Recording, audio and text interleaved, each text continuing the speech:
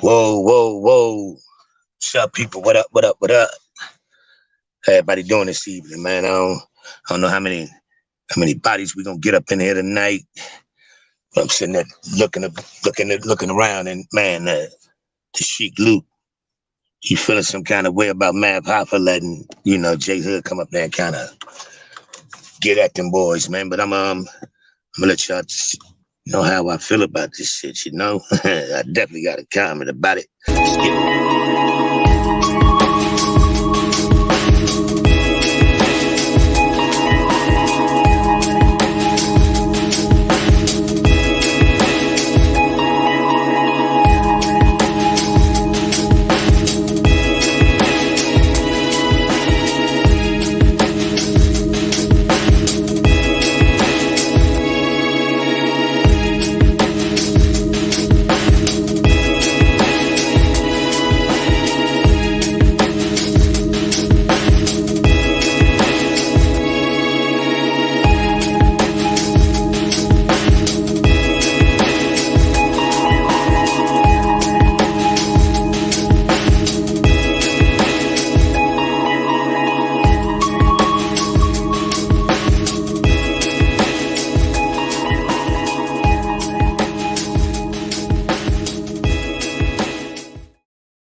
You know what I'm saying? What up, people, man? What up, what up, what up?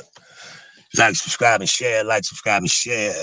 Yeah, Chicago's finest, baby. Yeah, Chicago's finest, man. I don't know who gonna check in, but, I'm gonna do me anyways, people. All right, man, what's jumping off right now, man? We got this, we got this jayhood, D-block situation going on right now. Cause, get myself situated in this damn car, man. Cause Sheek Luke kind of upset with Mav Hoffa for allowing jayhood to come up there after him and kind of put D-block name in the dirt, bro. They sling their name in the mud. You know what I'm saying? But man, was Hoffa wrong for letting jayhood come give his perspective on what he say the business situation was? You know what I mean? Like, man, Sheek, like, man, nigga, I was just up there. You could have gave me a call. And that's, you know what I'm saying? That could have been that's probably the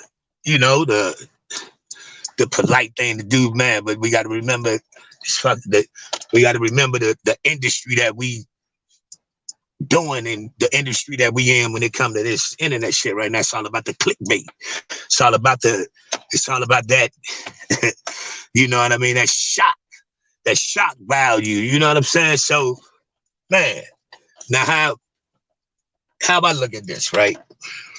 And man, it's my opinion. It's my opinion. But I do follow the industry, and I have followed the industry for a very long time, and I have followed the tactics that, you know what I'm saying, independent labels used in the late 80s, early 90s. So I understand how shit could have went. So, man, now this the thing right here. We got to remember, jayhood saying that D-block owe him 60 racks. Is that a lot of money? Yeah, when you ain't selling a whole lot of records, 60,000 a whole lot of money. Because he said they didn't promote him, all of that shit, that type of thing. But man, we gotta, and a lot of people like, man, ain't no way D-block did him like. What people gotta understand is the Locks is one of the better battle groups in hip hop history. They one of the better overall groups in hip hop history, and they some of the more, you know what I mean, in your face spitters in hip hop history. And Jada alone is, you know what I mean, in the top 5. You know what I'm saying? That's how I feel, man, hands down. But what we have to understand is they was learning the business as they was going. So, you know what I mean? Just because they was good artists, they could write their ass off. That don't mean they was good execs. That don't mean they was good businessmen as far as, you know what I mean, signing artists. We gotta understand. I tend to lean more towards what J Hood is saying, because Bully, the other spitter they had from, I believe he's out of the Bronx or he out of New York. Bully, the big guy. He said the same thing. You know what I mean? They pretty much got his signature signed, and man, they shoved the nigga and put the nigga in the trunk and just didn't do nothing with him. And Big Boy could spit. I like Bully more than I like J Hood, but J Hood was one of them. He was like a, you know what I mean? He was in that, you know what I mean? More, you know what I mean? Cam, that type of, you know what I mean? Man, Jewels, he was in that type of lane, but he had some right skills. But man, you gotta remember back then at that time in the mid to late 90s and shit, mixtapes was big. You know what I'm saying? Mixtapes was real big back then. And he only sold, you know what I'm saying? Hey, Blue, what up, sis? Man, mixtapes was real big back then. And he only sold something like 60,000 units. That ain't no whole lot of money. You know what I'm saying? Depending on what type of contract he signed back then. You know what I'm saying? So it's like, we gotta take it into account. It's easy. I could easily believe that they would owe him 60,000, but at the same time, I could easily lean towards D Block, where they was trying to just get on because it was the locks, and they could easily had signed that nigga to nothing, throw him 20 grand, promised him 2 mixtapes, and you know what I mean? Shit, I could see it both ways, but it wouldn't surprise me if they didn't. You gotta remember, man. Puffy pimped their ass out. You know what I'm saying? So they learned the shrewd business tactics from Puffy. You know what I'm saying? So they was trying to recoup some of the shit they feel as though they lost. You know what I mean? Possibly. I ain't gonna put no bad business out there like that, because that was just my opinion. But some facts. The Locks didn't start really making no money till, you know what I mean? There was a few albums in, you know what I mean? Jada started making some money as a solo artist. You know what I'm saying? So they was learning the business side of the industry as they was going. And you know what I mean? But like, man, Bully said the same thing. He even got up on Queen's Flip. Like, man. And so, you know what I mean? Like, real shit, Blue. You know what I mean? We gotta remember the times, we gotta remember the eras, and we gotta remember it wasn't a lot of that was the time when that was the mixtape era. You know what I mean? I remember this shit vividly. You know what I mean? It's like, man, and I believe Hood sold like 60,000 records, depending on how many points you signed. Man, they ain't no lot of money. You know what I mean? So it's like, man, ain't no lot of money. Shit, and they ain't even. You know what I mean? Like it's a lot to it, but at the same time, I can believe it, because I watched before Bully even went on Queen's Flip. I watched him like behind the scenes shit he was doing. You know what I'm saying? And he was like, man, they pretty much like, man, they pimped him out. You know what I mean? He was doing all that. He was going in the studio and doing all this shit. Then they shelved him. You know what I mean? I know how that goes. I easily can believe it. I went through that shit myself as far as the music shit go. But it's like, they was young in the game as far as trying to be execs.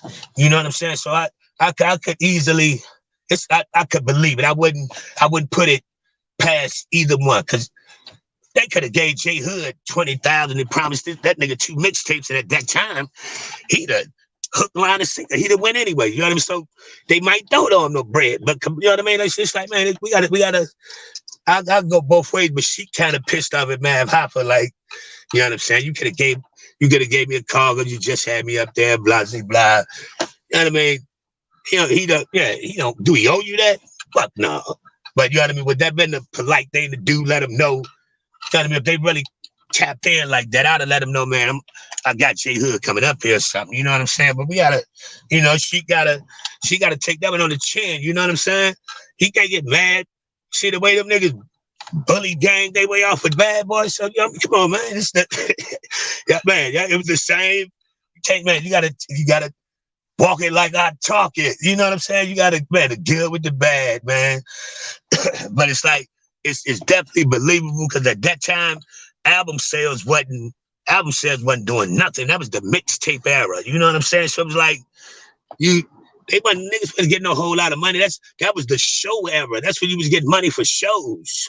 You know what I mean? You put a mixtape or something out, you could go on an 18-month tour, 6 nights a week, and that's where you made your money at. You know what I'm saying? But you had to get out there, and that era there, you had to get, even if you were signed, you had to get out there, do that leg work, and hit city to city, from fucking New York all the way down to Cali, all the way to Canada, to get your money for your pockets, man. That's just, man, because I did it.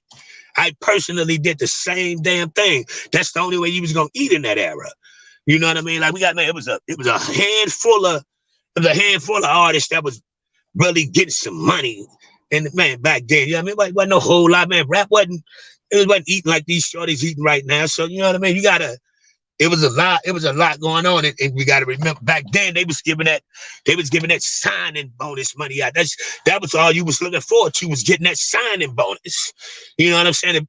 If a nigga would have gave you 150,000 or 200,000, and then probably put you in the studio, man, everybody was, man, a new artist, hook, line, and sinker, you was going. You know what I'm saying? That's for real, for real. And I've dealt with that myself personally, man. I remember, man, I was in California and I was in New Tribe Records. New Tribe had started getting ran by Scarface. And New Tribe, but they was up and coming. You know what I mean? They was up and coming at that time. And Big Bro took us up in there, man. They walked us up in this damn office, man. And the biggest part I remember, they had one of them oak wood tables, man. The table had to be about 15 fucking feet long, with 3 chairs on the left, 3 chairs on the right, one at the top, one at the bottom. And they had on this, it was like a little ledge, and they had some Bose speakers up there, 2 little bitty small ass Bose speakers. And that shit, it was cranking. And Big Bro got New Tribe Records to play me and my brother. We had a song called No Love, man.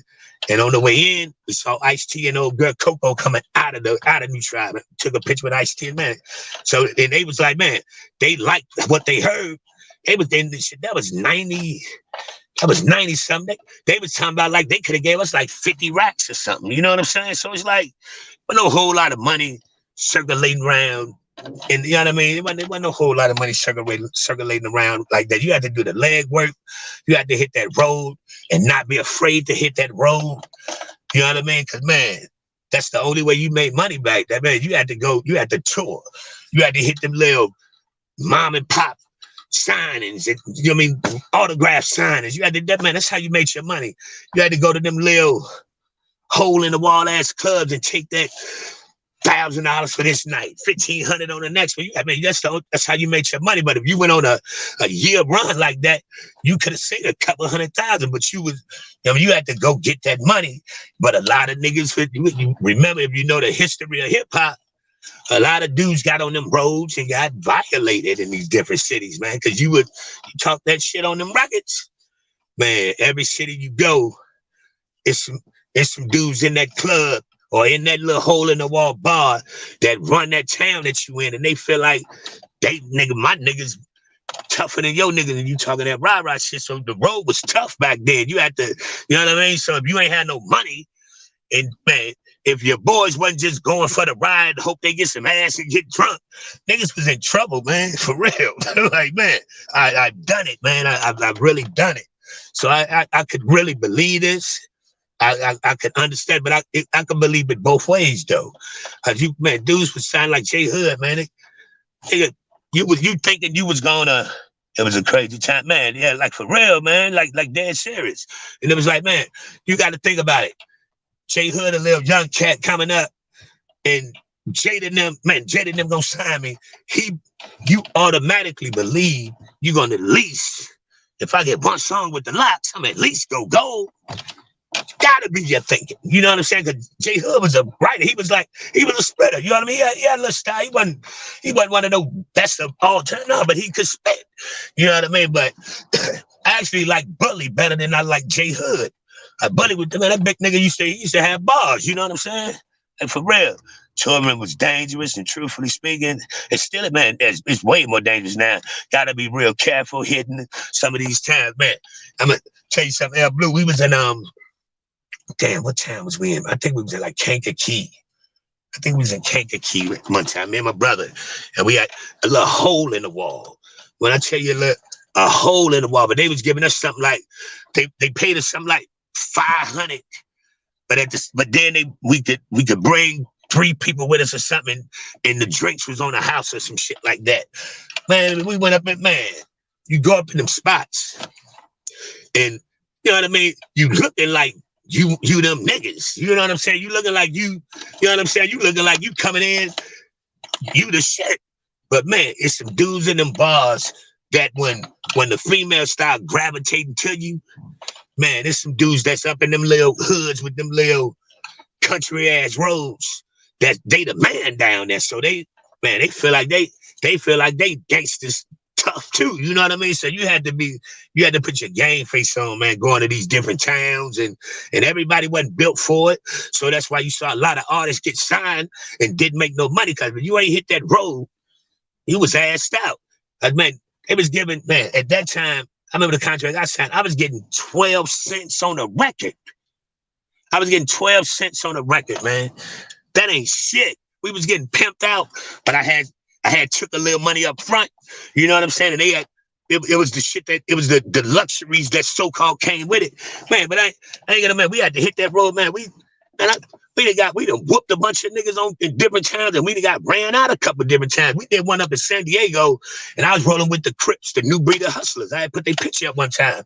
And we had San Diego State. And the whole crowd was bloods. And we up there with about 15 of us. These niggas on the stage crip walking, they ran us out of San Diego, man. When I tell you you had to be careful on them roads, man. You had been going into different, man. You don't know who is who, so your head gotta stay on the swivel, man. We looking around, we like, man, what the hell Cash Flow at? Rest in peace, Cash Flow. Cash Flow was a young dude, but he was crip till he died. Kept the locs on. He used to wear the checker plaid, the plaid checker top. He had the long ass cornrows with the locs on, with the khakis and the Chuck Taylors. Listen to him and T-Loc up there crip walking, and the whole crowd like full of blood. So we like, where the hell Cash Flow go? It was these 2 big Samoan looking motherfuckers, man. Braids came all the way down to their ass, hell blue. They got this nigga pinned up in the corner, about to mash him. You know what I'm saying? This nigga was about 1,730 pounds. These big 2 big bodybuilder looking ass Samoans got this nigga trapped in the bathroom, man. We had to get up out of San Diego, man. And that California at that time, the gang shit was different. You know what I mean? So it was like, man, everybody wasn't prepared to go on that road. Everybody couldn't handle going on that road. And some people went on that road thinking they was ready and came home butt ass naked. You know what I'm saying? For real. Like, man, you had to, that was a different era, man. That was a different era.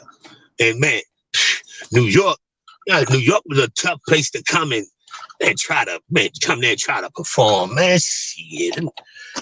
And that was before the little gang shit was even kicking. But look at that, used to like coming to New York. I mean, you came to New York, them niggas used to be up there acting crazy, especially man, when that East Coast, West Coast shit. There was a whole lot going on back in the 90s, man, but we got to remember. But at the same time, that's how an artist made money. So if he ain't get from up under their umbrella and up under their wing and had a crew of dudes that was just his niggas that's gonna roll with him regardless and hit that road and get his own money, man, you was in trouble. You know what I'm saying? You would be in trouble. Yeah, I know. Born and bred, man. I know you got the man. I'm a hip hop connoisseur. I'm a hip hop historian, and man, I did a lot of shit on that road, man. It's dangerous out there, man. And my mom used to always tell me, she like, how the hell do you do that? How do you go city to city? She said, Dad, I'd be so scared to just leave Chicago. And I was a kid, man. I was young, man. That's why I always tell it, man. I had a lot of people praying for me, man. Because I was a young boy. I was a boy. You know what I mean? I was a teenage boy. Man, my motherfucker Mac Legend, my nigga to the end, my brother. Man, him was on the road by ourselves in different states through our entire 20s. I barely even went home. I barely saw my family and shit. You know what I'm saying? It was just me and him, and we out there by ourselves, man, and we figured that shit out. But man, I'm a descendant of prayers. You know what I'm saying? I've been in so many positions, man, where I could have been down in the desert, some motherfucker, man. My family ain't even know where the fuck I was at, and I'm in Canada. And I'm over in Canada too, man, doing shows, performing, laid up in hotels. Niggas coming to get their girl from the hotel. With man, I could have got my brains blew out and all, man. I done done a lot of stuff, you know what I mean? And it's like, man, God is good to me, boy, for real, for real. Like, man, because it's like, them 90s was something else, man, for real. So, man, I could believe it if J-Hood feel like they owe him something. Because, you know what I mean? It depends on what his points was. But they wouldn't give you wouldn't get no points on the records back then. That's a reality. You know what I'm saying? And they might, if you got some upfront money, and D Block wasn't no jamming label, like, you know what I'm saying? Like just reality. D Block, they was an up and coming independent label. And shit, Jada got some money solo before the damn group did. You know what I'm saying? So it's a possibility, man. They could have gave J-Hood shit 10,000, gave that nigga a Caprice Classic, and man, a pack of Snapples. That nigga would have signed, man. that hood education comes in handy when you out there touring from town to town. Certain things you're able to see that others don't when you got that hood education. That is a fact, man. Because I used to be blue, but I tell you, I've always had a gift to gab. I've never been like scared to talk to anybody. Whether there was a bunch of niggas, a bunch of white people, I always was able to put on different faces, man. And that was a gift given to me.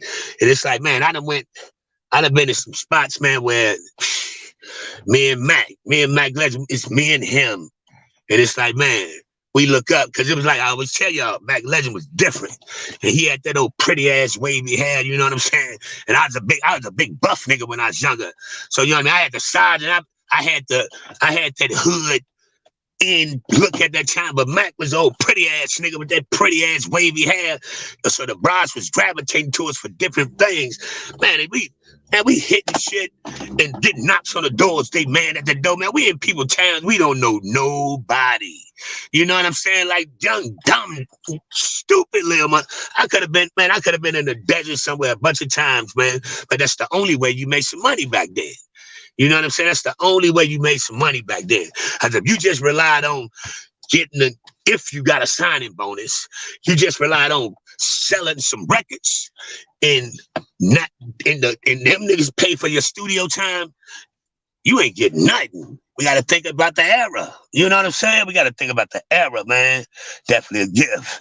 I got that gift also to people. I always tell people every woman exactly, man. You had to be able to change faces, man. It was like, man, I tell people all the time, like, man, when I was a kid, I was a nerd, man. I was a freaking nerd, man, when I was a kid, man. Bifocals, couldn't see shit, tripping clumsy as hell. I was a straight up nerd. But I started, about 7th, 8th grade, I started coming into my own. And then I used to hate to fight when I was younger, you know what I'm saying? But then I had to start making sure I was protecting me and my man, because we was out there by ourselves, yo. And I learned, and I started growing, my body started filling out, and I turned out, I just naturally had a physique and shit. So I learned how to just, if a nigga said like they had an issue, if you was like go, it was go. I was cracking something, and I got coast to coast. I got a bunch of one hitters in the record books. I swear to God I do, man. But I learned you have to be aware, vigilant, and head on the swivel and pay attention to everything, man. Back, especially think about the 90s, man. Anybody that know them 90s, man, it was a lot of. That was the drug dealer era, so everybody in the club was hustlers, felt in you and they town, coming up there like you that nigga. Man, back then, man, everybody that was hustling, man, felt like they crew was the shit. So you roll up in these little small rural towns and shit, man. You like, it's a bunch of people got knocked, smooth out, coming up in people's towns, rapping that shit like they Big Willie style. You know what I'm saying? Like for real, man. You had to. Oh shit, my phone says, God damn it. Ah. But man, it was a different era, and there was a lot going on. So man, I hope them brothers come to a mutual understanding. You know what I mean? But man, J-Hood gotta also know. I've seen a couple cities where Bully was out there touring. I ain't seen a whole bunch of cities where J-Hood even tried to go get his own paper. You know what I'm saying? So, man, if his signature wasn't correct on what he signed, you dead in the water. You know what I'm saying? So it's like, man, so I still got music out there in California that I'm still in the process of getting right now because of that John Hancock. You know what I'm saying? I'm trying to get all my fucking music that I got. I got to do Jeff Order. He was here out in Towson, Maryland, but he live in Florida now. I'm in contact with him, trying to get my first album. You know what I'm saying? Because it's like, man, you had to recoup. That's what people don't understand. Before you made a dime, you had to pay back all that studio time. You had to pay back what it cost to press up whatever they pressed up for you. And then you better hope you ain't take that $20,000 for a sign-up bonus and all you made was $20,000 back. You in the bread for the next one. You know what I'm saying? So, man, shit is real, man. The music industry, that thing we love to hate. You know what I'm saying? Like, come on, for real, for real. Just wanted to tap in on that, man. But I hope they iron it out. And you know, don't be no repercussions behind nothing, man. Man, Papa was only doing his thing, man. He did what he's supposed to do in today's, you know, industry. You feel me, man? I appreciate you, sis, man. I really do, man. All the time, man. No, ain't nothing but big love y'all way, man. So, you know, I just had a little take on it because, man, I can relate, you know? So, man, like, subscribe, and share, man. Y'all Chicago's finest. Thank you, baby. Man, I'm going to holler at y'all later, man. Appreciate you people. I really do. Let's get it.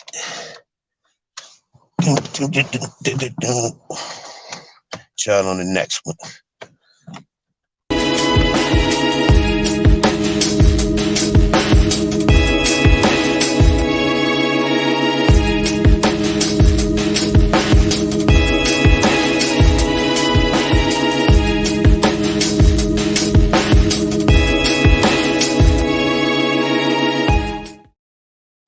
Let's say D Block was just the face. Put the upfront to sign artist 9 times out of 10. It was not the man behind the money. So a lot was out of their control. Facts, sis, man. I'll talk to you later, babe. Thank y'all, people.